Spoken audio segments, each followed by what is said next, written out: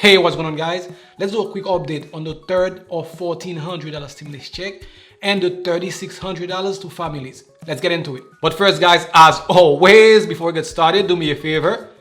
Thumbs up this video so you can help more people to watch it, and also subscribe so you don't miss any of our next videos. Thanks. The House Democrats today unveiled a plan to send $3,600 to families. And here's how the plan would work. Under this package, a family would receive $3,600 per child under the age of 6 and $3,000 under the age of 18. The money will be distributed by the IRS monthly starting in July, and the payment would phase out for individuals making more than $75,000 a year as a single filer and $150,000 for a married couple filing jointly. Although this will be temporary, but the plan is to make it permanent, not to be confused with last week's Mitt Romney plan, the Family Security Act, which calls for a $12,000 a year for families with children. And the Democrats are pushing to make this plan part of the $1.9 trillion stimulus package. And to the $1,400 third stimulus check. The bill is being worked on as we speak, but we do have some of the details that came out today. Under the previous first and second stimulus checks, the qualifications were $75,000 for any single filer and $150,000 for married couple filing jointly.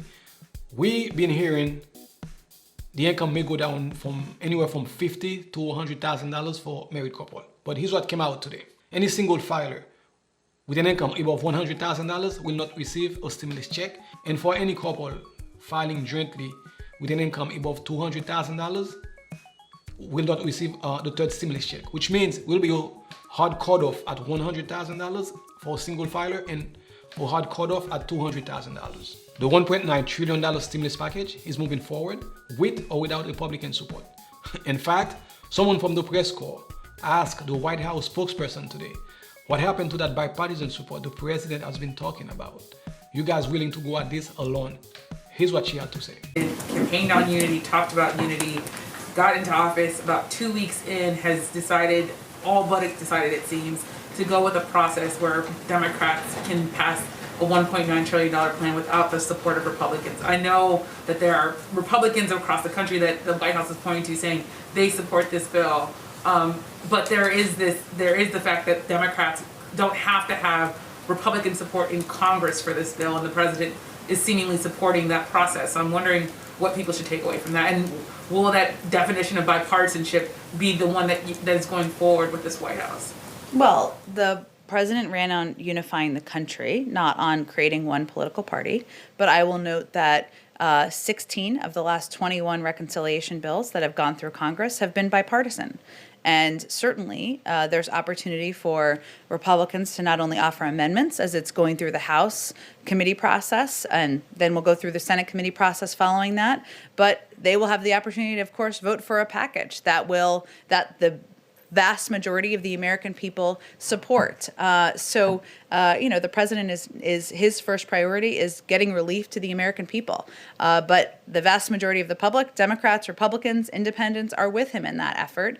There's a long history of bipartisan support for reconciliation bills, a parliamentary process. Again, I don't think the American people are particularly worried about how the direct relief gets into their hands.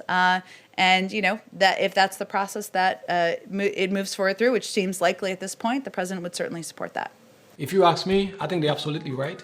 Use whatever you have right now to get this done, and you can work on everything else later together. We did this before. We just been through this. We had a 10-month negotiation just to get a $600 second stimulus check. We don't want to go through this again. Get this done now, and everything else, work together on it. Also, some of the details released today. The weekly unemployment will be going from $300 a week to $400 until the end of September. Hopefully, this makes it to the final bill. And as far as the $15 an hour, the president acknowledged that the $15 may not make it to the final bill. But as far as Bernie Sanders is concerned, the chairman of the budget committee, he said they have a room full of lawyers trying to work that out. We'll have to wait and see if this eventually make it to the last final bill. Apparently that's not going to occur because of the rules of the United States Senate. So you're saying the minimum wage won't be in this? My guess is it will not be in it. I put it in, but I don't think it's going to survive. Now, to be clear, he supports raising the federal minimum wage. He just thinks it's not going to make it into the final bill. You're the Senate Budget Committee chairman. Is President Biden wrong?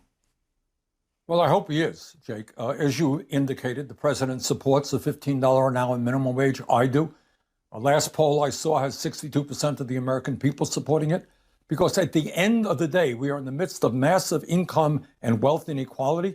People on top are doing phenomenally well, and yet we have literally tens of millions of Americans working for starvation wages. You cannot make it in any state in this country on $9 or $10 an hour. We've got to raise that minimum wage to $15 an hour. And I can tell you, as chairman of the Budget Committee, we have a room full of lawyers working as hard as we can to make the case to the parliamentarian that, in fact, raising the minimum wage will have significant budget implications and, in fact, should be consistent with reconciliation rules.